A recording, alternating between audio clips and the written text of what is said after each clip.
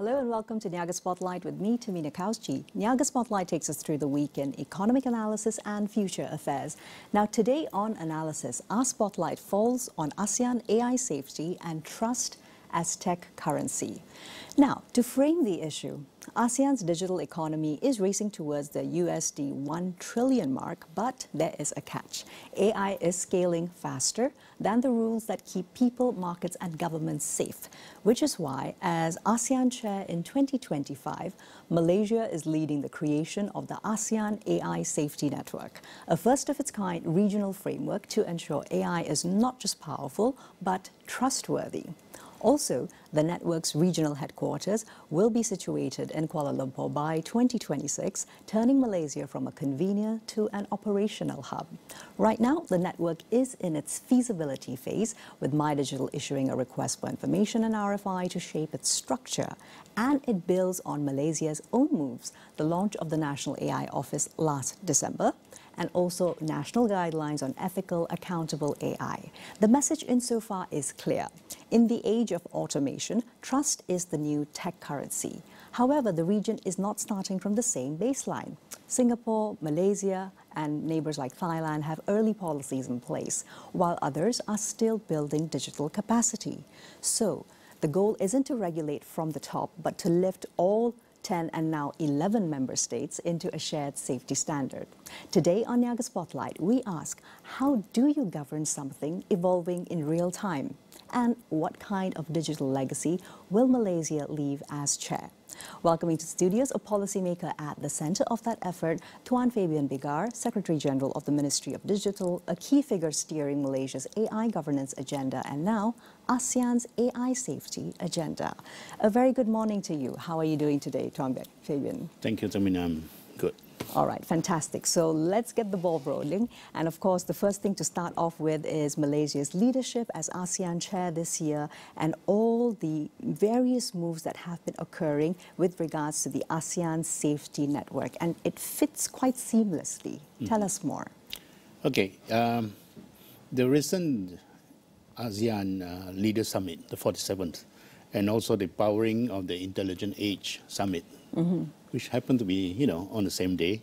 It highlights our role as the leader in AI conversations by positioning the country as a convener and catalyst for regional discourse, collaboration and governance when it comes to AI and, of course, AI for good use, put it that way here. So these platforms actually enable us to champion on issues related to AI safety, balancing between innovation and also ethics and shared prosperity across Asia. So at the summit, at the ASEAN Leaders Summit, ASEAN leaders already adopted the declaration on the establishment of the ASEAN AI Safety Network. In short, we call it ASEAN AI Safe. That's right. This initiative reflects a strong commitment to balancing the fostering of AI innovation with the implementation of safeguards to manage risk. Then, AI Safe was also, on an adjacent summit. AI Safe was also prominently featured during the Powering of Intelligent Age Summit, which actually Malaysia, the event was co-organized by Malaysia and the World Economic Forum. Right. So the event convened leaders, thought leaders, policymakers from various sectors to discuss responsible AI and digital transformation. So more than just a policy measure, AI Safe or ASEAN AI Safe stands as a key legacy of our chairmanship in 2025 and reinforces the ministry's or the country's mission to ensure technology serves society in a responsible, ethical and inclusive manner.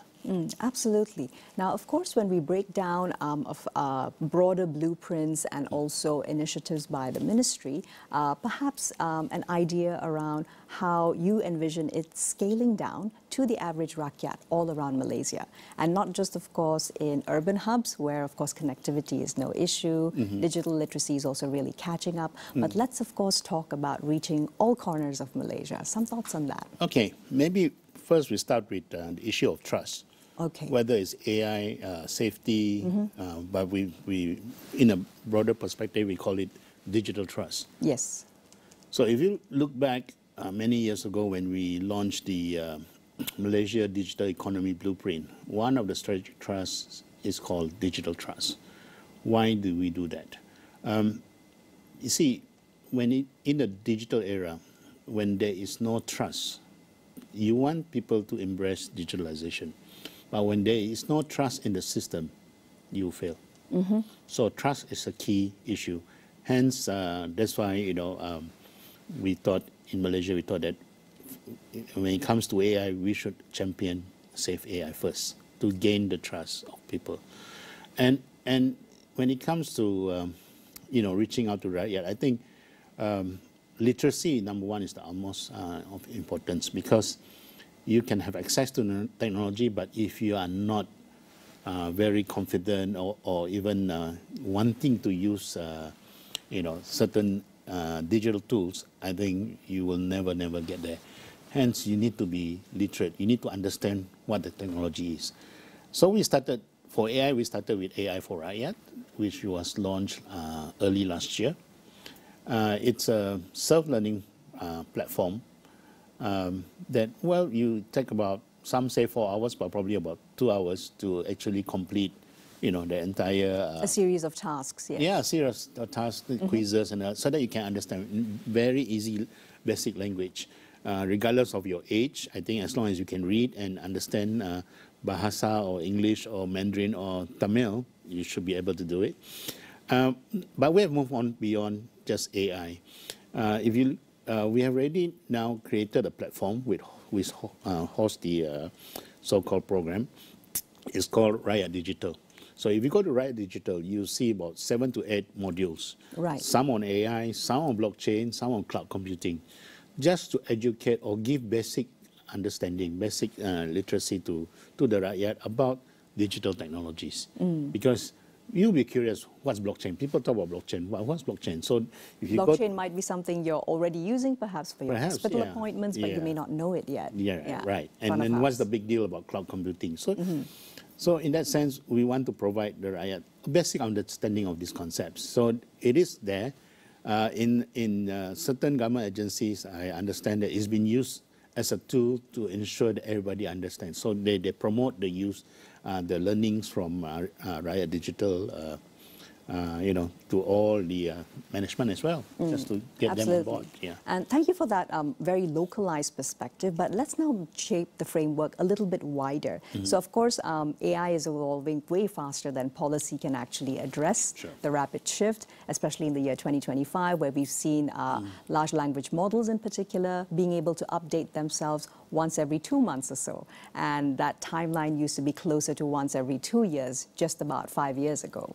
So clearly the speed of innovation needs to meet perhaps the oversight. Right. How do we actually address that? And particularly when it comes to the really diverse challenges for AI safe, when we're looking at 11 very, very diverse countries?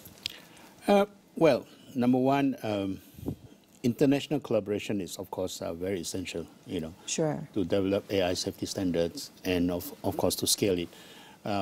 Well, they always say no man is an island. So in that perspective, no country also is an island. You need to work with your neighbors, not just amongst ourselves in ASEAN, but also reaching out to our dialogue partners and the rest of the world.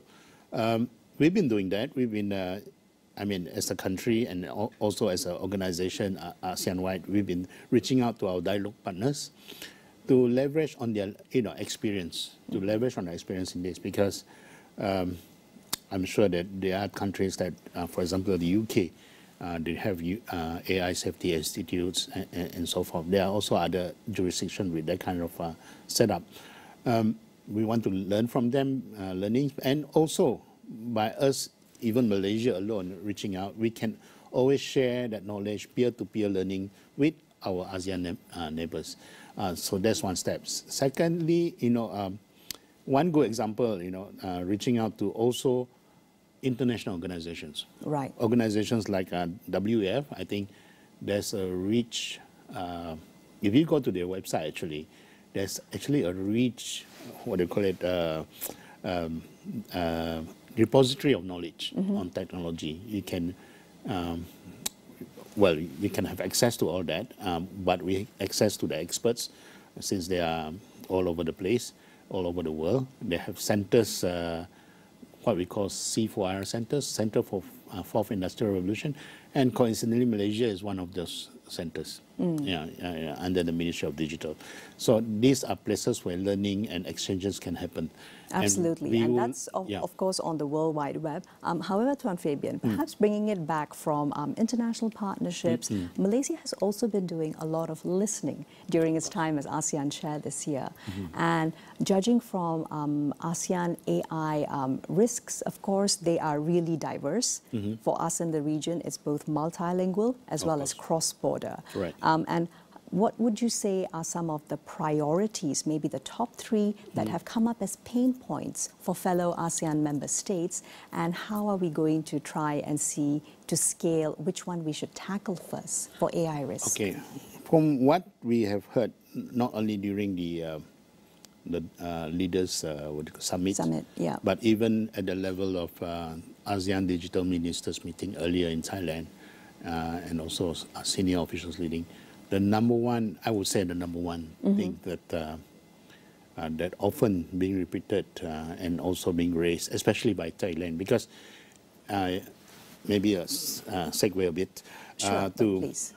You know, for digital space, the chairmanship is a bit different from the ASEAN total overall chairmanship. Very true, yes. So for ADG, for Digital Ministers Dialogue, the chair is actually Thailand this year.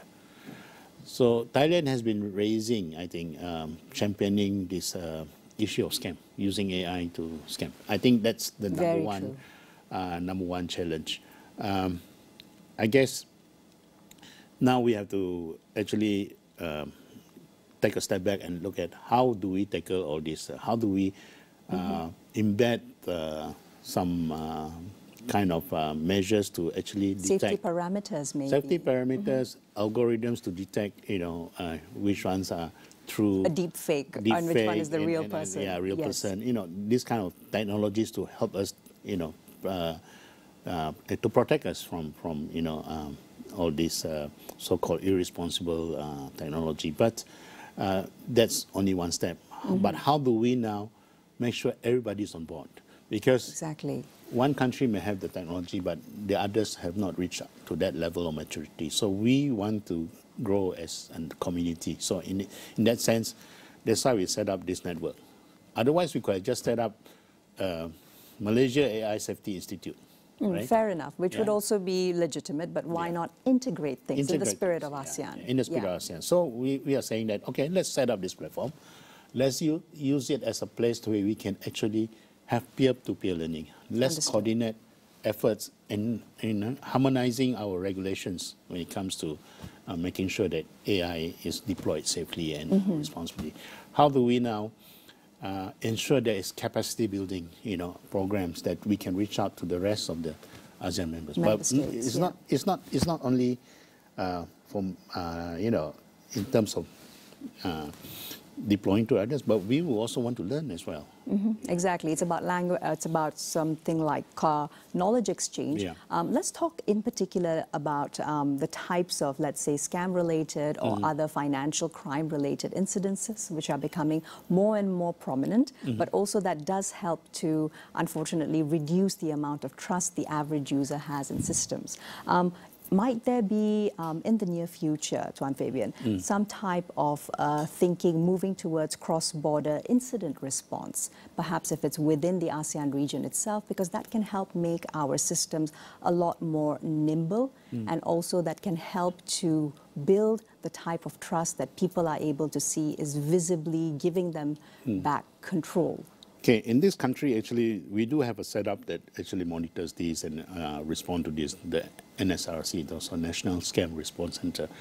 That is under the purview of the Home Ministry. Of course, we will work with various agencies that look at this, and via this so-called network or collaborative platform, perhaps, we can drop them in and also, reach out to other member states who have not have a similar setup and say, look, you can learn from what we're doing. Or the other way is, let's look at perhaps the other member states like Thailand who has been championing this. What are they doing, and how do we now, transfer that findings to our that knowledge. Yeah, that knowledge to our sister agencies, because we are not doing this alone as a Ministry of Digital. Absolutely not. However, under the Ministry of Digital, if you don't mind sharing, I'm curious to understand how NIO plays a role within this, particularly with regards to perhaps public outreach. Now that it's been almost a year, and I think it's fair to ask that. Sure. I think, maybe I'll answer in a different way rather than focus on NIO. Okay, sure. Because if you look at the Ministry of Digital, we have actually 7 departments and agencies that are actually more older than the ministry. Ministry itself is new. Those that deal with trust, there are actually 2 agencies, Cybersecurity Malaysia, as well as the Personal Data Protection Department. Sure, the PDPA, yes. Yes, PDPA.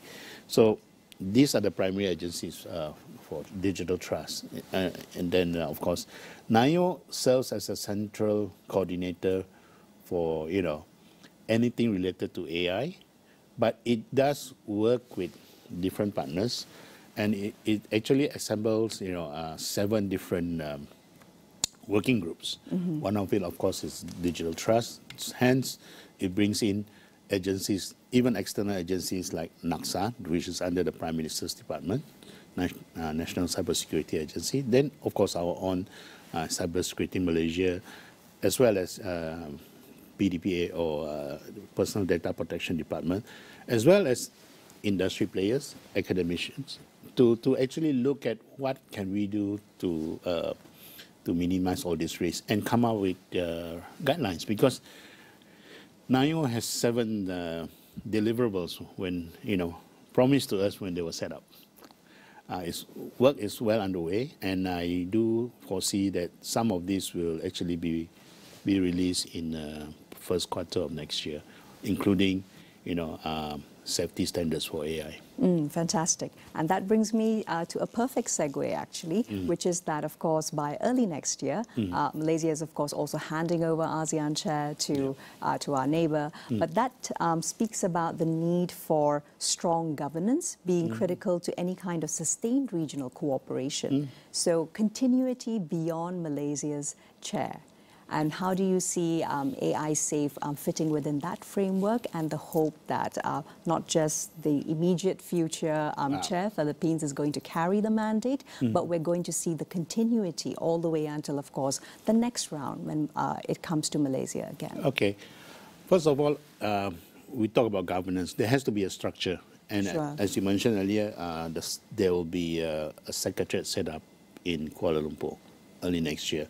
So the moment it's set up, of course, there will be a series of programs to ensure that it continues to work, that we have started, to monitor the progress, to actually look at how do we now collaborate, to translate all these policy into wordings practical, workable programs. And although it's partially funded by the government of Malaysia, the secretariat is also partially funded through ASEAN and its dialogue partners as well.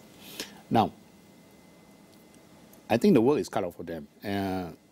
Like anything else, the output, your funding actually comes from the quality of your output or the progress that you do, and we got to work hard to stay afloat or to keep yourself relevant, right? Exactly. And perhaps also the opportunity to then hardwire AI Safe into existing ASEAN digital instruments, right? It is supposed to do that because, you see, under ASEAN, there are other so-called mechanisms. For example, the ASEAN Digital Senior Officials Meeting, and also the Working Group on AI Governance. In fact, the work of this network will actually feed to both so-called platforms, right? It's just that this one is based in Kuala Lumpur, and when it comes to AI safety, it has to fit into those two.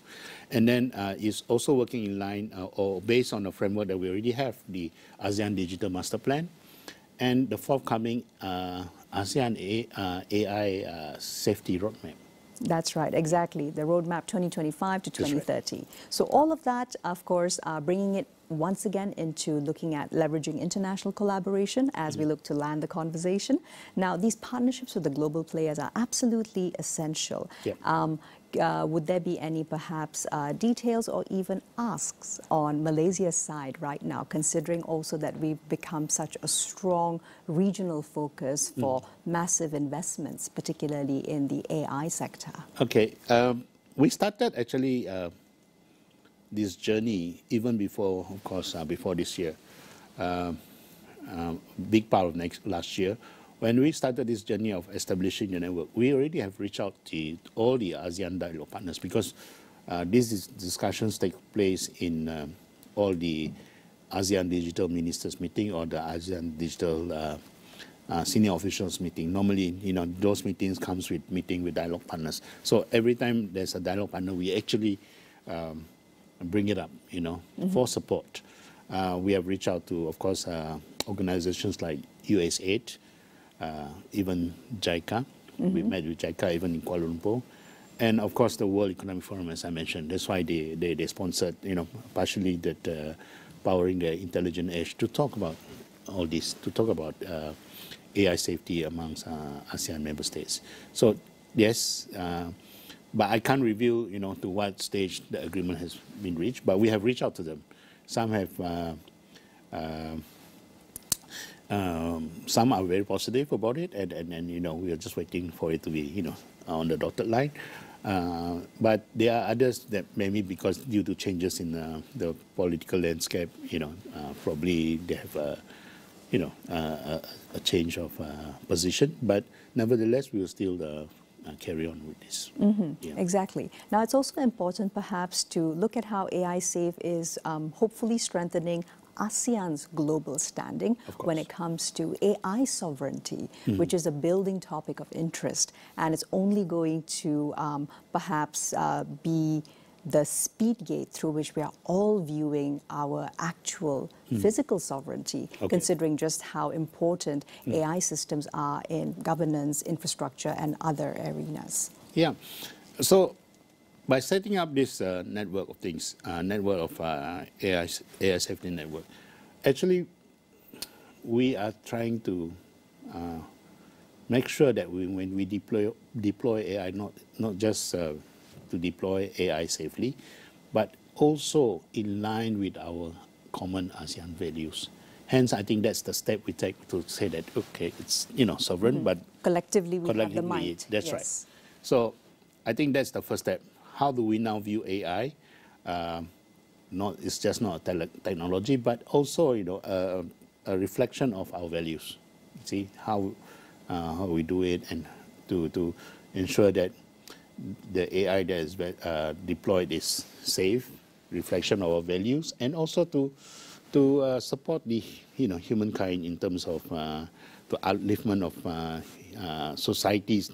And that might also perhaps essentialize having localized languages. Localized, of course. And that's become increasingly important for us. Of course. Not just languages, but, even cultural nuances and all that needs to be, factored in. Yeah, factored in, and AI technologies need to be able to respond to that.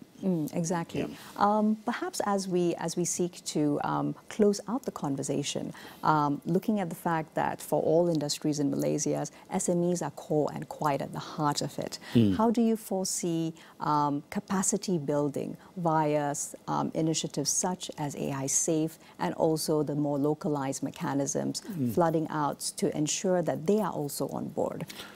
For several years, we've been seeing that SMEs, unfortunately, regardless of size, they are generally the slowest to adopt. Well, because, first of all, I think technology adoption is not cheap. Right? Certainly, yes. So scale is important. Scale is important, and of course, getting perhaps technology workers into, they are not cheap as well. Now, you need to train. Training is also not cheap. So if you look at it, there are so many dimensions. One is perhaps the use of, technology, compute power and all that. The other one is, of course, upscaling their own workers. In terms of training, this year, if you look at the budget for next year, which was announced on 10 October. Around a month ago, yes. Yeah, a month ago. There is this portion where the PM mentioned that for SMEs, MSMEs, you can actually, there is an incentive for them to send their workers out for AI training, and then this will be, I think, monitored by Telecom, and they get some form of rebates, if I'm not mistaken. So I think that is one way of getting them to actually train their workers and get something in return, so that it's cheaper for them to do that. And the other piece, I think, is compute power. Compute power meaning, or even the usage of cloud services, right? Because nowadays everything is in the cloud. Storage is in cloud, computing is in the cloud. So how do you get SMEs on board and And also perhaps then connecting those dots, because once you have complete feasibility that has rolled out, you are also then able, as perhaps the Ministry of Digital, to be able to collect those data points relating to challenges, and that can be used to scale into governance design. Of course, and also all this information that we collect and the grouses that we hear from the ground, it will be reflected in things that you get in the budget, with announcements, because we work closely with the Ministry of Finance and actually escalate these things up. But back to that again, how do we make it cheaper for them to get, all these services, compute services, cloud services? So we own out. It's just not the government's role to just do that, but we also need to work with the private sector, the MNCs, the big tech companies, to say, how do you make it affordable? Exactly. By bulk. How do we now, government, support you in making sure, So make it affordable, but also make it on a scale, non-optional, because you really have that safety embedded at its core. That's right. Safety embedded as well. And how do we talk about safety, right? Talk about security and safety. How do we now also provide training, for MSMEs, or awareness about, safety and in their systems, regardless of whether it's AI or just purely digital systems. Exactly. That's also something that we need to work very hard on. Yes. And now the work just certainly continues. Thank you very much for your perspectives today, Tuan Fabian. Thank you. It's been an absolute pleasure. My pleasure. Well, markets are chasing clarity, and the $1 trillion worth ASEAN AI economy, as well as domestically in Malaysia, does require strong safety frameworks to accelerate adoption, and capital will follow. As ASEAN, we have a rare opportunity to get there together, swapping now 11 country statements for one shared playbook, aligning rules so systems interoperate, and turning our diversity into a hopefully single market. I'm Tamina Kausji, signing off for now. Here's to a productive week ahead.